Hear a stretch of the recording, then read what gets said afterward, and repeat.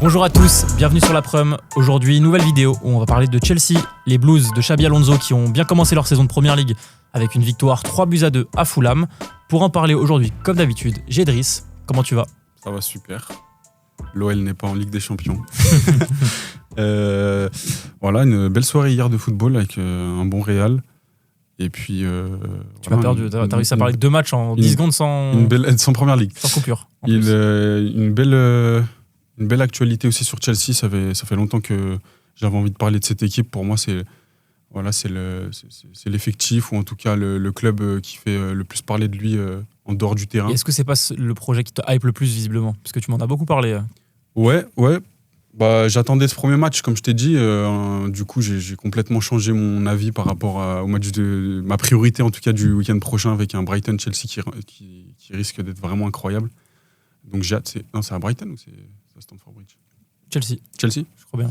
Donc vraiment, j'attends ce match avec impatience. Ça a été 2 équipes qui ont été vraiment portées sur l'attaque. Donc on risque d'avoir pas mal de buts. Et voilà, j'ai hâte de parler de tout ça. Et puis Esso à Guendouzi. Du coup, dans cette vidéo, on va avoir plusieurs parties. D'abord, on va un peu revenir sur le match contre Fulham, du coup, dont tu as un peu parlé. Ensuite, on va aller sur le mercato, parce que du coup, on va faire le lien entre le 11 qui a débuté contre Chelsea, les absents, et la fin du mercato qui approche de plus en plus. Et on finira avec Xabi Alonso pour se poser la question, est-ce que c'est le coach qui est potentiellement taillé pour donner ce titre à Chelsea, qui les fuit un peu depuis quelques années ? Est-ce qu'il est capable d'instaurer une legacy à l'image de Pep Guardiola, de Jürgen Klopp ? Voilà, donc des sujets très intéressants. Surtout du calme dans un projet qui...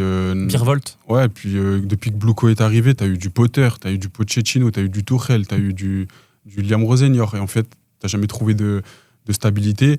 Récemment, avec Maresca, tu pensais être lancé, au final, c'est toujours le même bourbier, et puis au niveau des finances aussi, où t'as des allées, t'as des venues, et moi, j'ai vraiment envie que Chelsea trouve de la stabilité, surtout, et que ce mercato, je le trouve plutôt bon, malgré des prix plutôt très onéreux, tout court. Le match a très bien débuté contre Fulham, avec le beau but de João Pedro en début de match. Très très tôt. Avec une très belle passe de M. Cole Palmer, si je ne me trompe pas. C'est ça, ouais. Josh King qui égalise, et derrière, Rogers, Palmer qui marque, Garcia qui égalise, ton petit chouchou de Fulham qui met déjà son premier but. Et puis c'est tout finalement. Même si Fulham aurait pu revenir, Chelsea aurait pu aggraver la marque en fin de match. T'as pensé quoi du coup du premier match de Chelsea en Première Ligue ? Déjà, j'espère que tu vas pas me prendre pour un fou, mais sur les 3 momentum distincts que j'ai vus sur la première mi-temps, j'ai trouvé celui-là de Fulham un peu plus concret, un peu plus vraiment sérieux, qui englobait beaucoup mieux que les 2 temps forts de Chelsea, qui étaient plutôt sur la première partie de la première mi-temps, disons les 15 premières minutes, et puis lors de la fin de la première période. Mais celui de Fulham, de la 20e à la 35e, je l'ai vraiment trouvé bon, avec une bonne gestion, le fait de vraiment contenir Chelsea, qui n'arrivait plus à ressortir de son camp, notamment grâce à cause de la fébrilité d'un Colwill qui a vraiment été en difficulté sur les premiers ballons. Et pourtant, c'est quelqu'un qui me rassurait du côté de Chelsea, qui avait une bonne dynamique. Et tu sais, sur le carton jaune qu'il prend, il est mi-rouge, mi-jaune, où vraiment le ballon l'arrive... tu sais, c'est les ballons que t'aimes pas, parce que tu vois que sur cette phase-là, Lacroix le met un peu en difficulté. C'est un ballon qui est fuyant. Lui, il n'arrive pas à trouver ses appuis, et il perd directement la balle, et il est obligé d'accrocher, je crois que c'est King déjà, qui était vraiment agité. Et au final, tu mets un jaune. Dans la relance aussi, ça n'a pas été exceptionnel, alors que c'est un peu le seul gaucher maintenant, surtout si tu veux avoir une défense à 3. Là, tu arrives à te débarrasser de mecs comme Disasi, Badiachil, Delap et Nicolas Jackson, on en parlera après. Qui va partir aussi là. Donc c'est vraiment déjà un bon point pour Chelsea. Maintenant, à voir si ceux qu'ils ont gardés seront capables d'être une sûreté. T'avais aussi Haché Apon qui a fait un match, disons, mid. Lacroix qui a été très bon sans ballon, mais avec ballon, ça a été plutôt compliqué. Donc voilà, ça a été une période très difficile pour Chelsea à gérer. Pourtant, à un moment, il a quand même fait une belle percée. La passe D pour Roger. Mais disons que c'était un supplément d'âme, comme il a dit en zone mixte. Mais là où on l'attend, c'est dans la relance. C'est celui qui va fixer le premier rideau de l'équipe adverse. Et là, je l'ai trouvé un peu en difficulté, surtout quand Chelsea était très haut. Et on a même même vu par moments Chelsea en difficulté sur les transitions. Mais à part ça, voilà, le bilan global de Chelsea sur ce match complet, il a été plutôt excellent. C'est une bonne entrée en matière pour Xabi parce qu'il y avait des intentions. Moi, ils m'ont fait peur sur les 30 minutes où ils n'arrivent pas à gagner Tottenham à 10. Et en fait, sur la suite, on a vu de très belles choses du côté de Chelsea. Je suis assez d'accord. Et bon, je voulais juste revenir sur déjà Colwill. C'est vrai que c'est étonnant parce que c'est quand même peut-être ton meilleur défenseur sur les derniers mois, tu vois, même s'il a eu beaucoup de blessures qui sont venues un peu perturber ces saisons. Mais je trouve que c'était peut-être le plus stable dans la hiérarchie en défense centrale à Chelsea. Donc, j'espère qu'il va vite retrouver son niveau pour les Blues. Après, je trouve ça dur de ne pas évoquer Robert Sanchez aussi dans les errements défensifs. J'allais y venir, mais parce que c'est clairement pas la première fois. Et si Chelsea veut un projet avec de la réussite, des victoires, des trophées, pour moi, ça peut pas être ton gardien titulaire. Voilà, oui, il a des qualités, il peut faire des beaux arrêts, il a une qualité de relance, mais au final, on le voit de moins en moins. On le voyait peut-être plus à Brighton qu'à Chelsea, et encore moins aujourd'hui, où je trouve que c'est un vrai problème pour Chelsea. Il fait beaucoup d'erreurs, il est de moins en moins décisif. Et il n'est pas rassurant, quoi. Donc on en reviendra après. Ouais, ça fait très peur. Mercato, mais je pense qu'il faut vraiment déjà, voir ça. Ils se sont activés direct après le match sur Emiliano Martinez, mais sur le premier but de Joshua King, là. Josh King. C'est bien ça son prénom. Juste, je crois qu'il prend un diminutif. Que Joshua King aussi, c'est un autre joueur. Ouais, qui joue à Bournemouth. Qui joue à Toulouse aussi. Il passe à Toulouse. Mais c'est vrai que sur la frappe, c'est criant, en fait. Parce qu'il laisse 5 mètres sur son premier poteau. La frappe est inquiétante, mais pour un goal de son envergure, enfin en tout cas de Chelsea, normalement c'est un arrêt facilement fait. Il y a la même frappe, je crois, 2 minutes avant, où il la boxe, alors que là aussi c'était un ballon qu'il pouvait récupérer. Mais il y a une vraie distinction entre ce que j'ai vu offensivement et défensivement du côté de Chelsea. Ouais, parce que justement, j'allais y venir. C'est vrai que offensivement, par contre, c'était très agréable. Fort. Cette saison, il va falloir quand même trouver de la stabilité derrière, parce que ça va servir à gagner le titre.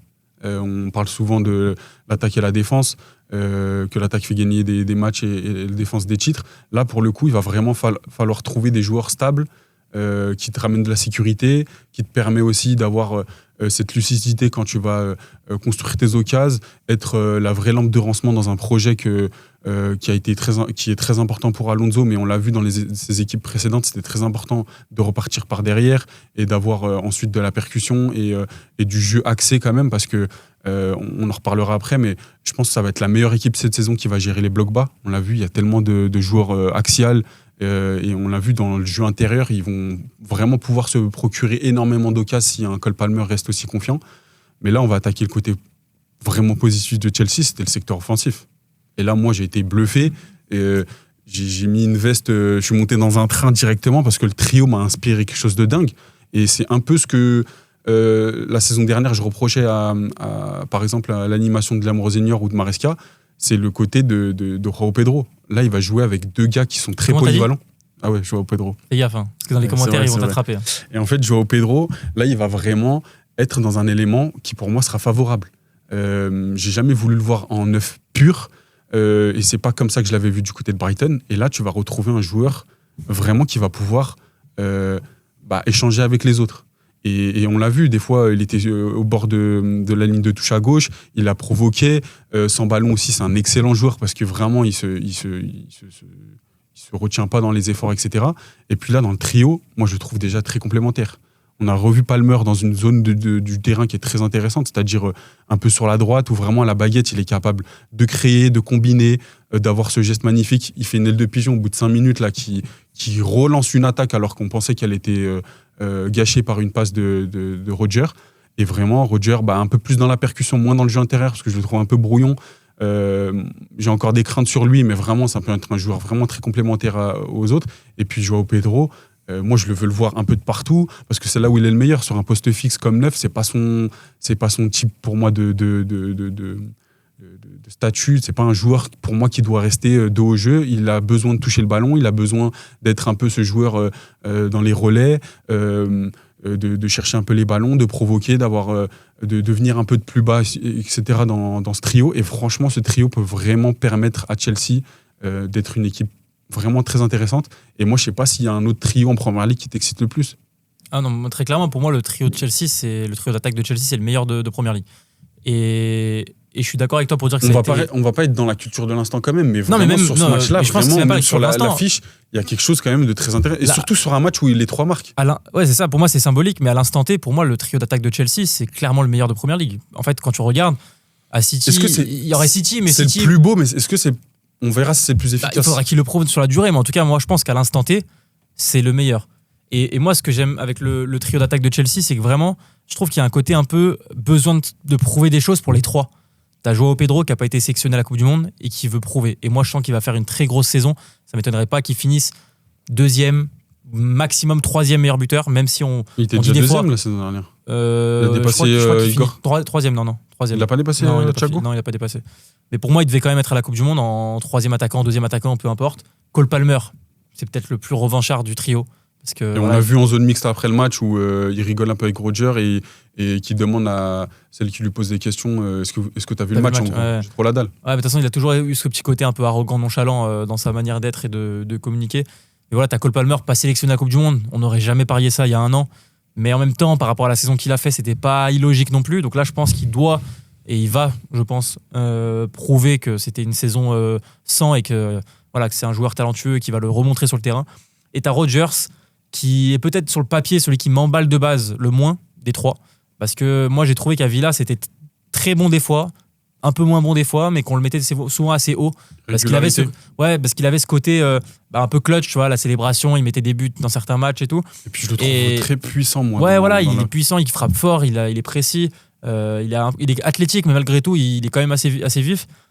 Et tu sais, quand j'ai cité les flops, je l'ai cité lui, parce que dans la preview, parce que je t'avais dit, j'avais pas de flop, j'ai pensé à des flops de Liverpool, mais finalement, j'étais allé sur lui. La liste, elle est longue pour le choix. Ouais, mais je pense que Rodgers, je vais peut-être me tromper, parce que sur la première rencontre, il m'a montré des belles choses.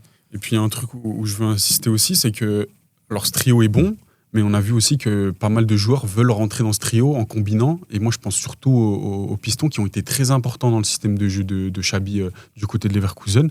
Ils ont pété, je pense à Frimpong, je pense à Grimaldo. Et forcément, ils ont une importance dans l'animation, dans le fait aussi de dissuader les défenses adverses de se décaler ou non. Et ça crée du déséquilibre. Et surtout avec des joueurs aussi dans la finition, etc. Alors, sur une première partie de première mi-temps, Palmer, il essaye des fois un peu de forcer les occasions. Beaucoup de feintes, alors que vraiment, il peut directement se mettre en position de tir. Et ça aurait pu porter préjudice à Chelsea, surtout à une période où ils n'étaient pas bien dans le match et Fulham se remettait à l'endroit. Maintenant, Xabi va se régaler dans l'animation de devant. Et franchement, si Palmer garde cette confiance, l'année dernière, c'était tout le temps poussé, il était obligé de créer très bas, ramener le ballon très haut, c'était souvent des exploits, et malheureusement, ça n'a pas payé. Et pour un mec qui était 6e au Ballon d'Or la saison encore d'avant, c'était très décevant de le voir à un niveau aussi bas. Donc voilà, j'ai hâte de voir cette animation devant, ça va être vraiment très intéressant. Là, on avait Atto derrière, mis à part une percée de balle au pied, je trouve pas que ce soit son meilleur poste, parce que de base, c'est même pas un latéral gauche. À l'Ajax, c'était un central. Les Pistons, c'était pas forcément les titulaires dans la tête d'Alonso là, dans le match. Déjà, tu vas avoir l'arrivée de Palestra qui va revenir de blessure. Et Chavaria qui Neto, il était sur le banc, Chavaria également. Donc, à voir aussi s'ils ont le rythme, aussi ils conviennent à Xabi. Mais Malo Gusto, qui a été un peu discret sur ce match-là, moi, je l'ai trouvé en canne. Et clairement, il a la caisse, lui, on l'a vu à la préparation pour l'équipe de France. C'est un mec qui va peut-être avoir moins de qualité technique sur les derniers 1 contre 1, mais au moins, en termes de défensivement et en termes d'aller-retour, il faut la caisse. Et ça, pour Gusto, ça, j'en suis sûr. Ouais, à voir si Palestra en est capable. Et justement, l'arrivée de Palestra peut lui faire peut-être du bien pour passer un cap. Parce qu'il a un peu régressé à l'image de Chelsea l'année dernière. Voilà, c'est ce qu'on avait dit. Avant qu'on parle du 11 et du coup du Mercato, parce que c'est la deuxième partie de cette vidéo, je voulais juste dire aussi que offensivement, ce qui est fou, c'est qu'en plus, derrière, tu as quand même des profils intéressants. Tu as Estevao qui va revenir, je pense. Estevao, il n'était même pas titulaire. Tu vois, Kenda aussi qui vient d'arriver. Welbeck, qui malgré tout, malgré son âge, malgré le fait qu'il a eu pas mal d'échecs dans sa carrière, il ressort d'une saison à plus de 15 buts avec Brighton. Donc c'est une doublure qui est intéressante. Tu as Emega, comment il va l'intégrer ? Est-ce qu'il va l'intégrer ? Ou est-ce que c'est pas un mec qui va partir ? J'ai envie de le voir, moi je suis sûr. C'est pas un mec qui va partir en prêt au dernier moment, mais tu vois, si tu le gardes, c'est quand même un mec C'est très fort, qui peut Emega. être- qui peut être fort. Hein, tu vois, donc. Sans qu'il se pète. Ouais, s'il met pas les lunettes de soleil Là, devant le Stamford Bridge. Franchement, c'est la scène de la saison dernière pour moi. C'est pas moi, c'est pas moi. C'est pas moi. Lunettes comme ça. C'est pas moi, c'est eux. Comme un rappeur. Et tu sais, ça l'accroche et Ah, tout. c'est Il dit- folie. en mode, vas-y, c'est par moi. Quand, Non, quand les vraiment, il est supporters de excellent. Chelsea vont Il les est dingue. insulter, qui va dire il a pas joué. Et il y avait aussi le jeu axial, j'y reviens, parce que cette saison, il y a plus en plus d'équipes qui vont avoir peur de ce trio et qui vont jouer en bloc bas, qui vont fermer les espaces au milieu. Et il y a des mecs qui sont très importants dans le double pivot. Là, le duo Lavia-Rhys James, je pense pas que ce soit celui qui soit reconduit. Il y aura la question Enzo Fernandez aussi, parce que ça va être, pour moi, ça va orchestrer aussi la saison de Chelsea, parce que c'est quand même un joueur qui a énormément de niveau. En Ligue des Champions, c'est aussi lui qui a été capable de porter Chelsea dans le leadership oral et même technique. Il marque au parc. C'est un joueur exceptionnel pour moi s'ils arrivent à le garder, sachant que leurs finances sont pas dégueu avec le départ de Delap et sans doute celui de Nicolas Jackson où vraiment ils ont fait un vrai braco. J'ai envie de voir tout ça. Je pense que Chelsea sur le papier c'est vraiment un projet qui m'anime et moi je trouve le projet incroyable. J'attends aussi le retour de Wesley Fofana qui était suspendu à cause du rouge de fin de saison il me semble. Ouais. Donc voilà, tout ça, ça va être une bonne mayonnaise. Avoir le double pivot, franchement, ça peut être très intéressant parce qu'à Leverkusen, c'était du Xhaka Palacio et c'était vraiment très solide. Palacio qui va signer à Ipswich. Donc les deux qui se retrouvent en PL dans deux clubs différents. Et la signature de Anderson qui s'était pété le poignet à la Coupe du Monde. Ouais. Sans jouer.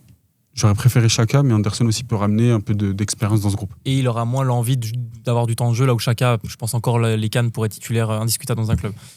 On va vous afficher la compo à l'écran. Je vais te la redire, Driss, même si on l'a en tête. Dans ce match, Chelsea a commencé du coup en 3-4-3 avec donc Robert Sanchez dans la cage, Acheampong, Lacroix, Colwill derrière, Malo Gusto et Atto, chacun d'un côté, Gusto à droite, Atto à gauche. Dans le double pivot, on avait Lavia et Rhys James. Parce que Enzo Fernandez, on sait très bien qu'il est en instance de départ. Caicedo revient de blessé. Coupe du Monde. Caicedo blessé. Rodgers, ailier gauche entre guillemets, Palmer à droite et João Pedro devant. Ce triangle axial, C'est intéressant. franchement. La question que je te pose en priorité, sachant que je te fais un petit point départ aussi, j'ai fait un petit brainstorming. Liam Delap, c'est officiel, il est à Forest. D'ailleurs, je trouve qu'il a une tête de joueur de Forest. Le mec qui va mettre 15 buts à Forest, genre il a la dégaine pour. Mais il faudra qu'il retrouve un peu des pieds parce que c'était compliqué sur la La fin. saison dernière, c'était dur. Enzo Fernandez qui est toujours du coup dans le viseur de City, qui va sûrement offrir une belle somme pour tenter de convaincre les dirigeants de Chelsea. Jackson, pareil, en négociation avancée avec Aston Villa, sachant que en plus Abraham va partir à Ipswich. On a Mamadou Sarr qui est arrivé déjà à la Sociedad. Watkins Aussi, les deux partent. en Arabie Saoudite. Ouais, les deux partent. Mamadou Sarr qui est arrivé à la Sociedad, je crois qu'il est en train de passer sa visite médicale. Modric qui est toujours sur le départ entre Strasbourg, la PL, il serait prêté. Ouais, Leeds en pole position. Et après j'avais noté Malo Gusto parce que c'était évoqué en début de mercato, mais j'ai l'impression que ça s'est un peu calmé. Et une je pense qu'il doublure de devrait rester. Palestra. Ouais. Je pense qu'il serait dans la Moi, concurrence je pense avec qu'il. Palestra. En rotation, il y aura quand même quelques matchs pour Chelsea, même si t'as pas de Coupe d'Europe, t'as les Cups, t'as la Première Ligue. Si tu veux pouvoir jouer le titre, il te faut quand même des doublures de qualité ou en tout cas une concurrence de qualité. Alonso va avoir un coup de cœur à un moment, je pense. Ouais, pourquoi pas Gusto. La question que je te pose, pour toi, quand on regarde le 11 de Chelsea potentiel, tu vois, si on rajoute Caicedo, si on rajoute Fofana, si on a vraiment l'effectif au complet, pour toi, quel poste Chelsea doit vraiment tenter d'améliorer avant la fin du mercato? Carrément, dans le match, j'ai failli t'appeler tellement j'ai trouvé ça lunaire que Sanchez soit encore dans les cages. Avec tous les problèmes que tu as eu la saison dernière, ça a décrédibilisé un peu le projet l'année dernière, je trouve, en Ligue des Champions avec le Kinski 2.0 en alignant Jorgensen au Parc des Princes et qu'en fait tu ruines ton début de match qui était le plutôt lendemain correct. en plus Ouais. c'était le lendemain en plus. Du Lem Rosenior tout craché parce que ce mec là il était un peu à contre-temps quand il est arrivé, il pensait avoir les épaules et au final il s'est complètement écrasé sur Stamford Bridge, la tête la première, les dents arrachées, le mec s'est traîné sur toute l'avenue de Londres Sud. Et malheureusement, ça a vraiment freiné la fin de saison et ça a complètement fait cracher Chelsea qui est arrivé au-delà de la 10e place de la Première Ligue. Moi, j'ai trouvé ça dingue parce qu'en fait, quand tu arrives en mai ou en juin et que le mercato ouvre, tu te dis, c'est quoi les problèmes de la saison dernière ? Mis à part le jeu, franchement, l'animation, tu as des stars qui n'ont pas performé. Palmer, on parlait de lui à United, etc. On va sécuriser ça, etc. On va chercher aussi un poids offensif parce que Xabi va arriver. Mais qu'est-ce qui a vraiment tué ou ruiné notre saison ? Le goal.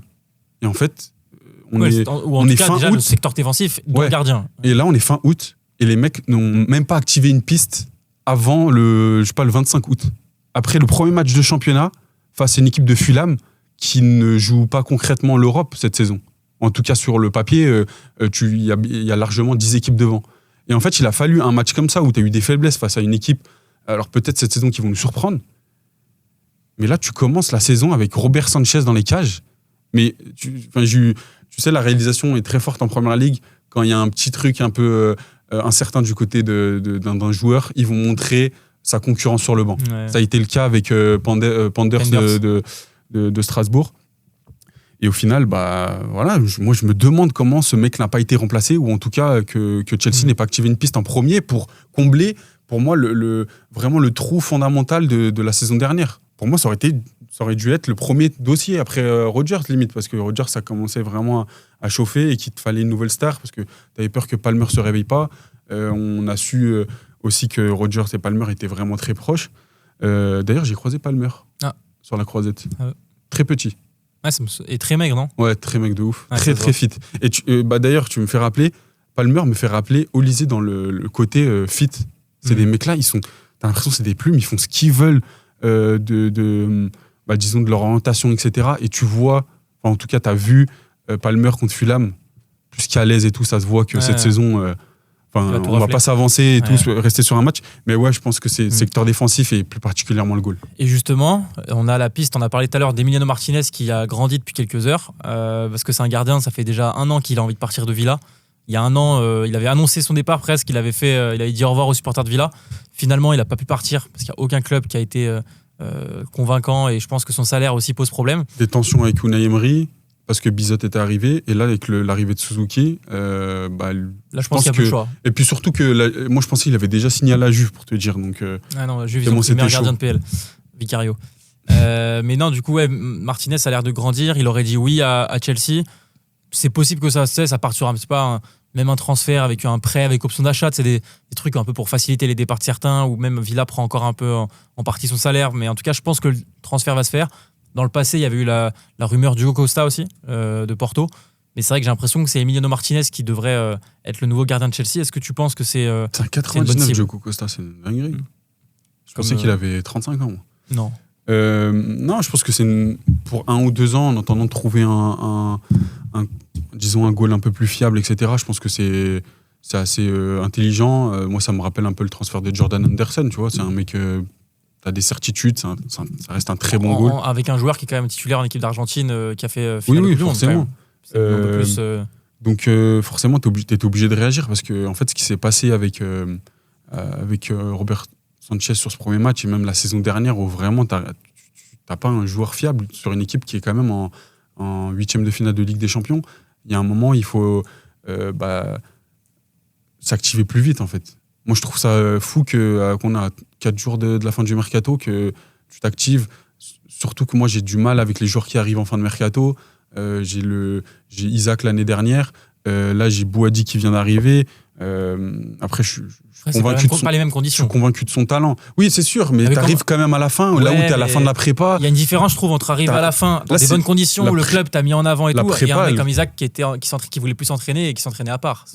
Oui, non, mais il y a un vrai duel avec la direction de Newcastle, mais il arrive quand même en fin de mercato. Il arrive, la préparation est mauvaise, il se pète, il revient pas à son meilleur niveau. Et là, même cette saison, on a du mal. Mais Bouhaddi, il a pas eu de problème. Oui, mais Bouhaddi, il arrive à la fin d'une dynamique de préparation. Oui, mais l'intégration va peut-être être un peu plus dure. La préparation, elle commence pas une semaine avant la première journée. Ça commence mi-juillet, début juillet, où vraiment t'as un nouveau coach en plus qui installe de nouvelles choses. L'équipe de Chelsea est complètement rénovée avec des partances de plein de joueurs, Rodri, Silva, etc. Donc forcément, t'es obligé de réinstaller des choses. Et quand t'arrives à la fin d'un processus de préparation, pour moi, c'est pas évident de je dis pas le contraire. S'intégrer à un groupe qui marche déjà. Tu vois. Je suis juste revenu sur la comparaison avec Isaac et Bouhaddi, où là, pour moi, c'est bien plus dur. C'est différent à 10 000%, parce que t'as Bouhaddi qui arrive dans de bonnes conditions. Je trouve que les conditions sont quand même similaires par rapport au fait d'arriver tard dans un an. Pour moi, c'est vraiment la seule chose qui se rapproche. Parce qu'après, comme j'ai dit, dans le contexte, c'est totalement différent. Avec Lille, par exemple, c'est c'est très bien Ils ont terminé. même facilité son surtout truc, la com et tout. Surtout Enfin, le prix de ça a rien à facilité, voir. je sais pas. Parce que ça Non, fait un moment que le ils voulaient feuilleton leur est thune, ouvert. ils voulaient leur thune. Oui. Mais ce que je veux dire, c'est qu'ils l'ont. La fin, c'est bien fait.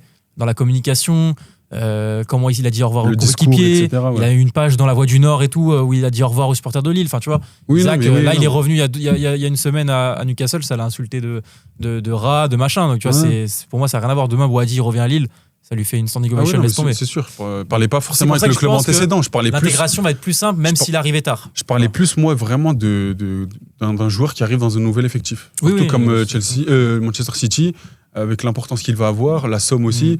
T'as pas le temps d'être un peu derrière les projecteurs pour te préparer avant d'être justement devant les projecteurs et performer. Ok, donc on a évoqué les gardiens. Pour moi, il y a quand même un deuxième poste, parce qu'après, je pense que derrière, sur les autres postes, c'est à peu près doublé. C'est intéressant. Pour moi, le deuxième poste qui peut poser question, c'est le poste de milieu de terrain. Parce que t'as Tu trouves, toi? Bah, si Enzo Fernandez part, je pense que Chelsea a peut-être envie de tenter un coup pour finir fort le mercato. Parce que tu perds Enzo Fernandez, tes liquidités aussi peuvent être là pour un peu éponger les dettes des autres dépenses, tu vois. Mais Chelsea a quand même pas mal vendu aussi cet été, donc t'en as pas forcément besoin. Et ça parlait de deux joueurs, ça parlait de Wharton, ça parlait d'Alex Scott. Est-ce que prendre un mec comme ça à la place de Enzo Fernandez, c'est pas une bonne idée?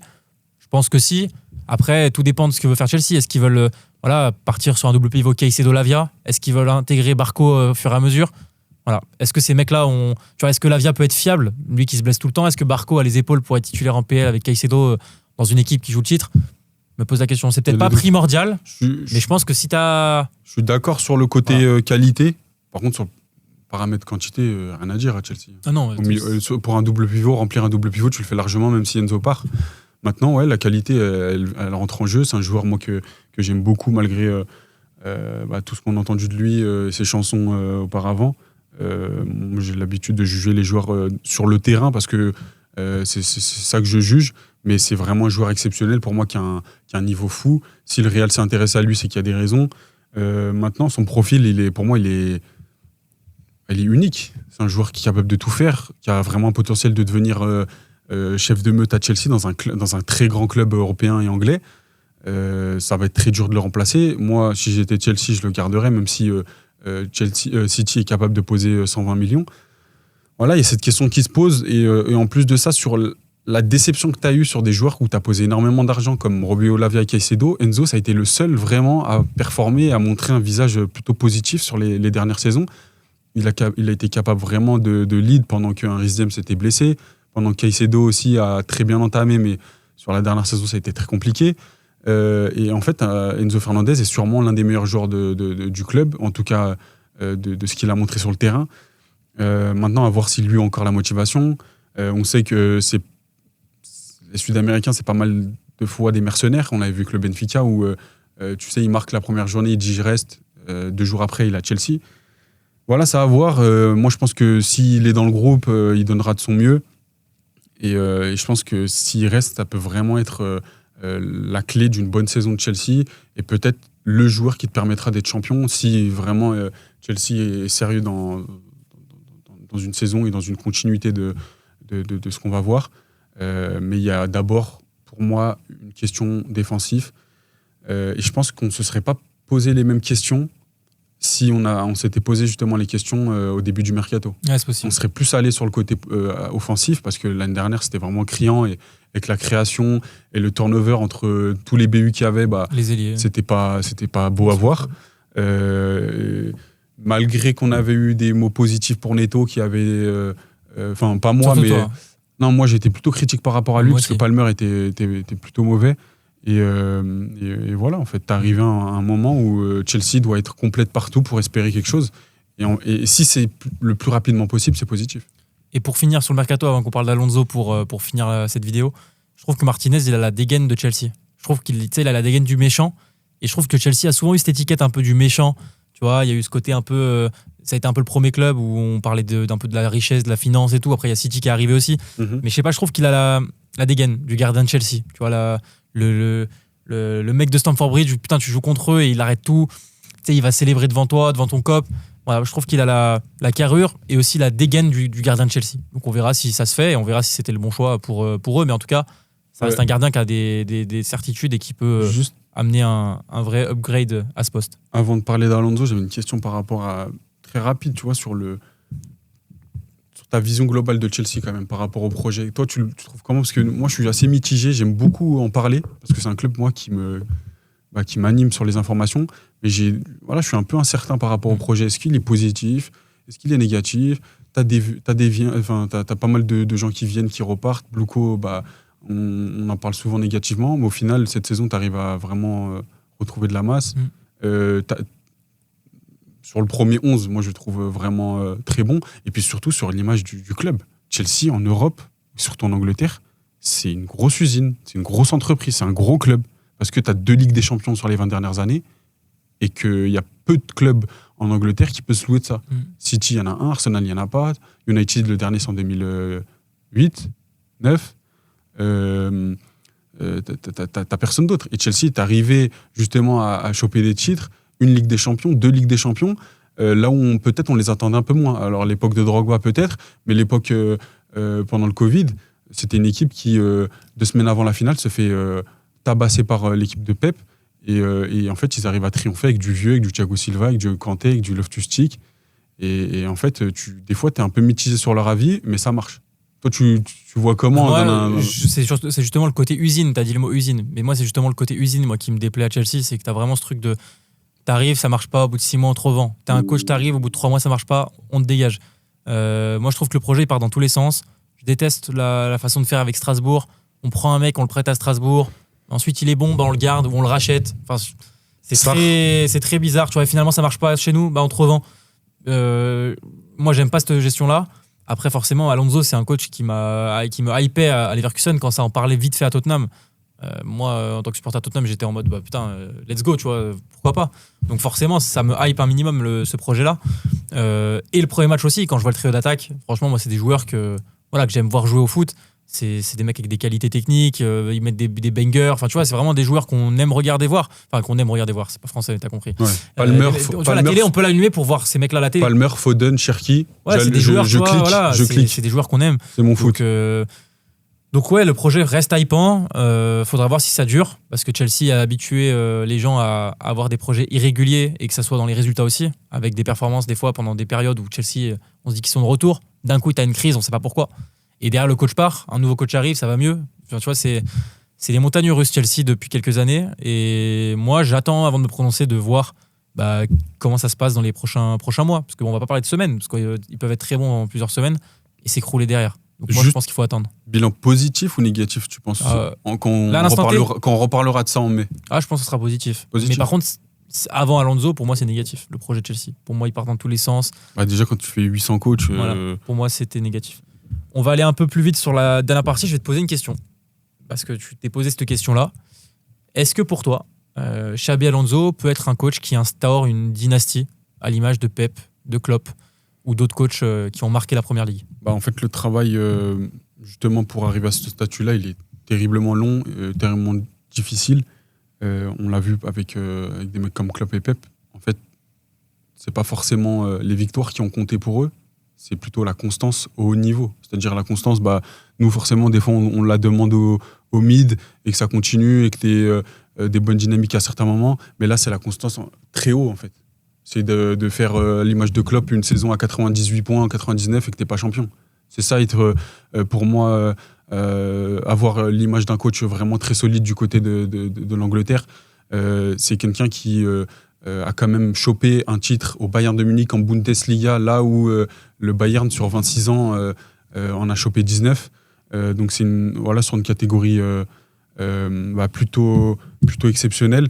Et en fait, je trouve que Xabi, ça peut être le futur de Chelsea. Et en fait, Chelsea, avec toutes les critiques qu'on a eues par rapport à ça, tu vas avoir enfin un coach qui peut s'inscrire sur la durée. Alors maintenant, bien sûr, tu vas me dire, ouais, tu parles avec un peu la culture de l'instant, mais tu as un moment donné où Xabi, du côté de Leverkusen, nous a vraiment donné du storytelling et une idée de jeu et une histoire aussi sur une saison complète. Et sur la deuxième après, où il a été encore une fois performant au vu de l'effectif qu'il avait. Moi, j'ai été subjugué de ce qu'il a pu faire.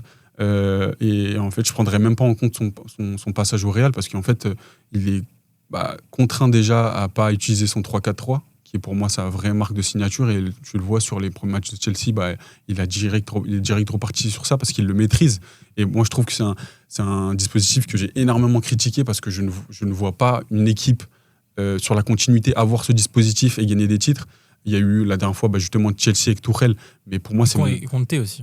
Conte, et en fait, c'est mon dernier exemple, mais sur la continuité, ça c'est zéro.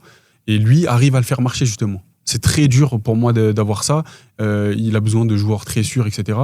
Il va installer ces choses-là du côté de Chelsea. Moi, je suis convaincu que c'est un coach dont se servira de référence plus tard.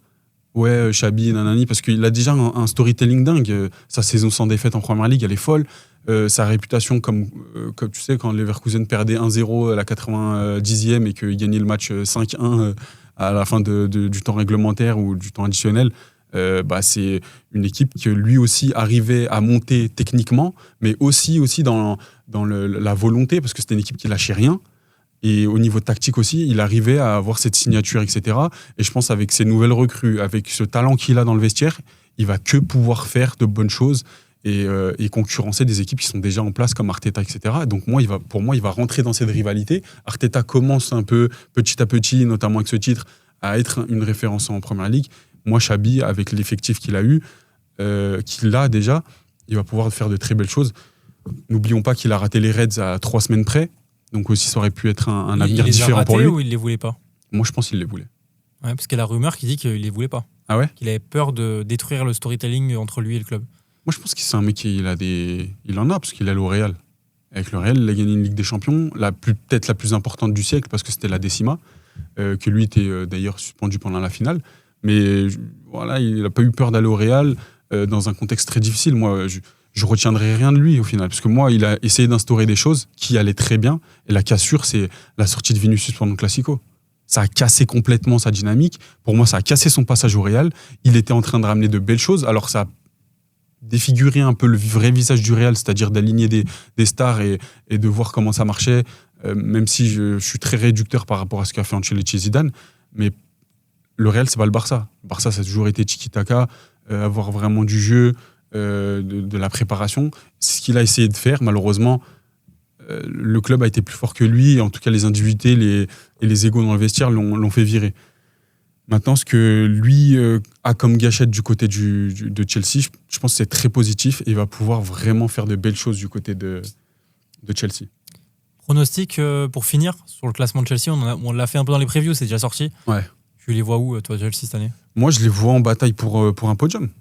Pour un podium, j'avais prédit une course au titre à 3, donc pourquoi pas troisième, ouais. Je crois que moi, j'avais pronostiqué 4e. Mais c'est vrai j'avais mis Liverpool 3e. C'est vrai qu'à l'instant T, sur ce que j'ai ressenti sur le premier match, j'ai envie d'inverser, mais on est qu'en début de saison. T'as un mec qui s'appelle Bradley Barcola, qui est censé arriver. Peut-être Ismaïla Sarr, qui est peut-être arrivé. Du coup, ce serait Sarr, pas Minté. Ouais.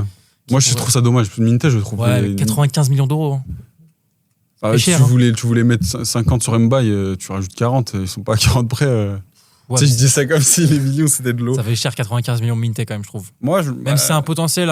Il est pas si jeune en plus, Minté, je crois. Il a 26, 25. Est-ce qu'il a prouvé pour coûter 95 millions? Il a même pas eu une saison vraiment top, tu vois. Si tu combles quand même le départ de Salah, t'as 4 belles années devant toi pour un joueur quand même qui a montré de belles choses, même s'il manque encore les stats. Écoute, au moins ils vont prendre leur bourreau Ismaïla Sarr qui marque à chaque fois. Moi, il me saoule. Cette rumeur Ismaïla Sarr, on le met un peu de partout et quand c'est des projets un peu plus importants. Bon, après, j'ai un peu l'affectif de l'OM aussi qui marche. Parce que, et Ndiaye, comme je le vois à City. 93. Peut-être à City. 93 millions Iman Ndiaye. Ouais, j'ai vu. Ah, ça, j'ai pas vu. Mais c'est une folie. C'est cher, hein. Ouais. Tu préfères mettre 95 sur Ndiaye que sur Minté ou pas? Je préfère les mettre sur Savio. Savigno? Il veut plus qu'on l'appelle Savigno, donc on n'a pas le droit. Savio? Ouais, il veut dire le Savio. Duo Savio, Xavi, Simons. C'est bon, Tottenham, ils ont vu son niveau à City, ils ont enlevé le Nio. C'est plus un Brésilien. Ils ont dit, ils attendent de voir s'il met 10 buts et ils lui redonnent le Nio. On t'est rassuré par Charlton hier ou... Bobby Charlton? Non.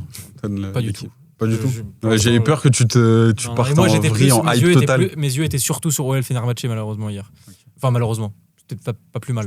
Même si j'ai raté un gros match de Matheus Fernandes. Et par contre, j'ai bien vu Savigno quand il est rentré. Les messages sur Twitter qui disent que United aurait dû mettre l'argent. Ils ont peut-être pas tort. C'est Mais un on verra. match, c'est un On match, verra. encore une fois. On verra à la fin. Écoutez, merci à tous de nous avoir écoutés. N'hésitez pas à donner votre avis sur les sujets qu'on a abordés dans cette vidéo. Où est-ce que vous voyez Chelsea cette saison en Première Ligue? Quel classement? Est-ce qu'ils peuvent aller jouer le titre? Est-ce que les hommes de Xabi Alonso sont taillés pour redevenir champion d'Angleterre? N'hésitez pas à vous abonner à La Preuve sur TikTok, Instagram. On est sur Spotify et Deezer depuis peu. N'hésitez pas à aller réécouter nos vidéos en podcast ou les écouter en podcast. C'est fait pour. À très bientôt. C'était La Preuve.